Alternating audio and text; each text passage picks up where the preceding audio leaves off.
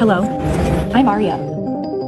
I'm more about enhancing human experiences rather than taking over. ഒരു science fiction സിനിമയിൽ കാണുന്നത് പോലെ സമ്മിശ്ര വികാരങ്ങൾ മുഖത്ത് പ്രകടമാക്കാൻ സാധിക്കുന്ന ഈ ഹ്യൂമനൈഡ് റോബോട്ടിനെ കണ്ട് ഞെട്ടുകയാണ് ലോകം.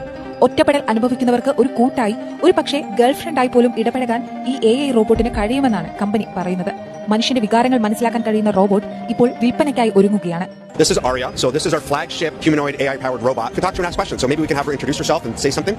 Hello, I'm Arya, the flagship female companion robot of Realbotics. What's the purpose of this? She can learn all about you and your brand, and she can continue to communicate to people. It's a huge epidemic amongst adolescents and seniors on loneliness.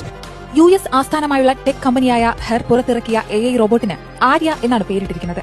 കഴിഞ്ഞ ദിവസം Las വേഗാസിൽ നടന്ന 2025 consumer electronics ഷോയിലാണ് ആര്യയെ അനാച്ഛാദനം ചെയ്തത്. 1.5 കോടി രൂപ കൊടുത്താൽ ആർക്കും ആര്യയെ സ്വന്തമാക്കാം.